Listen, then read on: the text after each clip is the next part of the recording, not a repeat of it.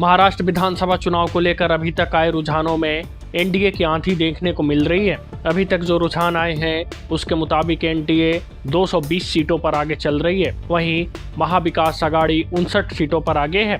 NDA की इस आंधी को अगर डिकोड करने की कोशिश करें, जिन 220 सीटों पर एनडीए अभी लीड कर रही है उनमें से 124 सीटों पर अकेले बीजेपी आगे है। वहीं शिवसेना फिलहाल 55 सीटों पर और अजीत पवार की एनसीपी 34 सीटों पर लीड कर रही है।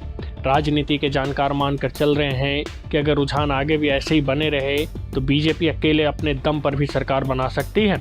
ऐसे में अगर शुरुआती रुझान नतीजों में तब्दील हुए तो इसका सीधा असर एनडीए के घटक दलों यानी एकनाथ शिंदे की शिवसेना और अजीत पवार के एनसीपी पर पड़ेगा। चलिए हम आपको बताते हैं, अगर रुझान नतीजों में बदले तो एनडीए में बीजेपी सबसे बड़ी पार्टी बनकर उभरी तो ऐसे में एकनाथ शिंदे और अजीत पवार की पार्टी पर इसका क्या असर पड़ेगा। नतीजों में अगर बीजेपी सबसे बड़ी पार्टी बनकर उभरती है तो इसका सबसे ज्यादा असर शिवसेना और एनसीपी की बार्गेनिंग पावर पर पड़ेगा। यानी एनडीए गठबंधन में रहते हुए ये दल पहले जिस तरह से तमाम चीज़ों पर बार्गेनिंग करने की स्थिति में थे, वहीं अब बीजेपी सबसे बड़ी पार्टी बनकर उभरी तो वह ऐसा नहीं कर पाएंगे।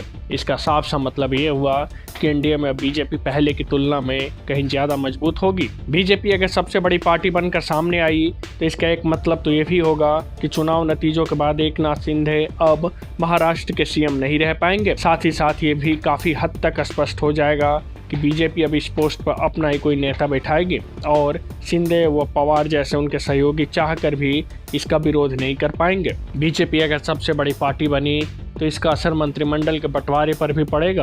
अब पहले की तरफ शिंदे और पवार जैसे सहयोगी अपने मनमर्जी से बीजेपी पर यह दबाव नहीं बनाएंगे कि वो किसे कौन सा मंत्रिमंडल दें। Bureau report, news first.